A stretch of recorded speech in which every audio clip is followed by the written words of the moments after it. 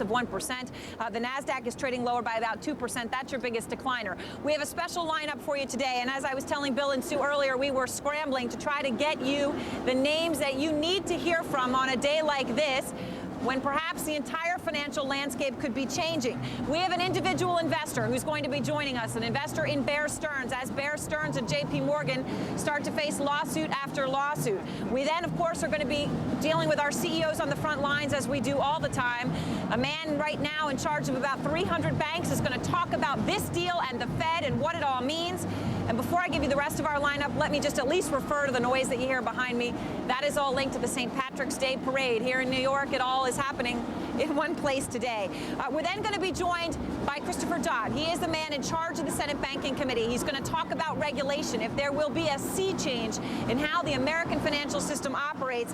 And we will be joined by the man who is going to be dealing with tens of thousands of layoffs in the financial services industry here in New York, the Comptroller of New York.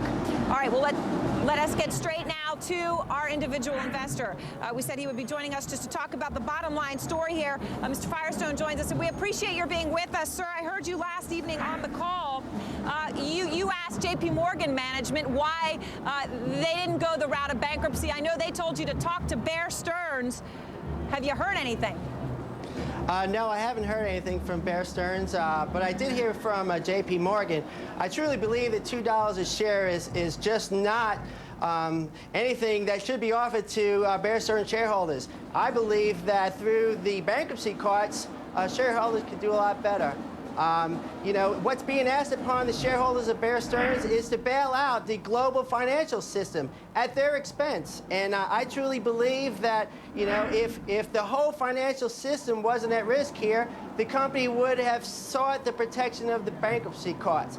And as a result, would have gotten more through an orderly liquidation than $2 a share from JP Morgan. This is not a rescue of Bear Stearns.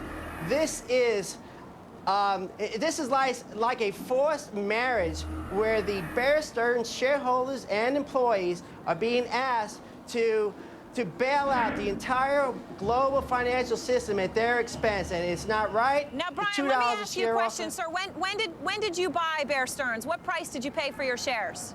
Well, I actually bought my shares on Friday. I paid $32 a share. What I do is I invest in distressed companies, and I look for opportunities to make money based upon some events in the market that call for that provide for oversold opportunities. The company just touted on Thursday or Friday that they had a book value of $80 a share. They were supposed to come out today and give earnings and give that $80 a share book value, and yet over the weekend they sell out for $2 a share. And now I understand that they are not reporting their earnings tonight because it would be embarrassing for the company to come out and say, I have an $80 book value, but I just sold your company under you for $2 a share. Brian, and I apologize, I know there are drums behind me. As I said, it's St. Patrick's Day here in New York, but what about what Jamie Dimon said? Or they seem to imply, look, if you guys could get a better offer at Bear Stearns, go ahead and take it. Nobody else seemed to say they'd pay more than $2. Well, you know, I think more offers may come into play here. I think the company should, you know, if they couldn't open up their doors today and transact with their counterparties, they should have walked into the bankruptcy court. An orderly liquidation may have hurt the entire global financial system, but maybe that's what we need here. I mean, this industry took on the risk, and the risk was spread throughout the world.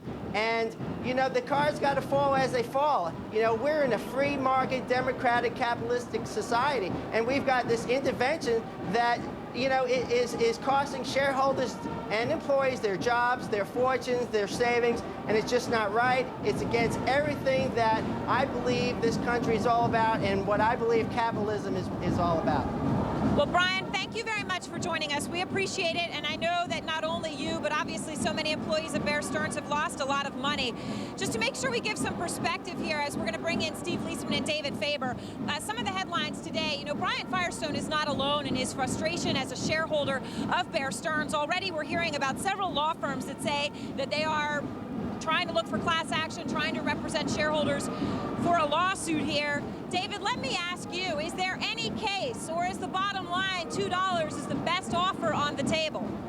Well, it was the best offer that Bear Stearns had an opportunity to take at the time over this weekend. Aaron, having spoken to people on both sides of the table, it was made clear that Bear Stearns was either going to file bankruptcy or accept what was that very low offer, many would say, certainly that shareholder you just heard from JP Morgan of $2 a share. I mean, that's sort of where things stand. There's why Bear Stearns is trading at twice the offer. That's a story for perhaps another time at this point. But, you know, that was the only offer on the table. It was being forced in some ways, force-fed to them by the Federal Reserve. And that is kind of where they stand right now. And Steve, is that the other thing Brian said was, as a shareholder, hey, I feel like I'm being asked to bail out the entire financial system? Maybe not the entire financial system, but certainly it's fair to say that Bear Stearns shareholders are doing a part. The Fed desperately wanted the Bear Stearns to open for business on Monday or even Sunday night when Asian markets open, able to honor its commitments. And the story, as I get it, is that it had to be a solid bank. And, you know, just picking up on what David said, it was the best available at the time. It was the best available at the time with the best name that was out there. It wasn't going to be a J.C. Flowers or whatever out there. It was going to be J.P. Morgan. And the one statement that matters above all else is the quote from Jamie Dimon. As far as the Fed's concerned, the one statement that matters is that J.P. Morgan stands ready to honor all Bear Stearns' commitment. That transcended everything else and keeping the financial system sound. And Aaron, on one key point, J.P. Morgan will also be taking on all of the litigation risk that you referred to, the litigation from shareholders who feel that they were misled recently, and as importantly, if not more so, the litigation related to those hedge funds that closed down late last summer. So that's a key here. You know, J.P. Morgan says of the $6 billion in costs that they see this deal may have, a lot of that is litigation payments or risk that they're compensating or at least putting aside. Who knows, though? You never know when you get into these where that will end up. Aaron, it's worth though, discussing the shareholder activist comments, which is what exactly was there left of Bear Stearns? You know, an investment bank without financing is like a hose without water, or pick your metaphor. There is nothing there if they don't have financing. It was Schwartz who went to the Fed and said, I'm going to file for bankruptcy, and the Fed said, let's see what we can do to keep you alive to be taken over rather than in the bankruptcy court. The idea that there was anything left for shareholders in a bankruptcy proceeding, I wonder what David thinks about this. I would think Aaron would be absolutely suspect. Well, you know, certainly, Steve, they're a highly leveraged institution. Right. So, I mean, we can go through the books and try and figure out what the recovery value would be for bondholders and creditors before we even start to think about recovery value for the equity. All right, David, Steve, thanks to both of you. And obviously, as viewers know, David and Steve have been on the forefront of this story all the way through. Now let's talk to a man who is our CEO on the front lines today. He has truly been on the forefront of the liquidity crisis. John Evans, a familiar face to viewers of our show. He is the CEO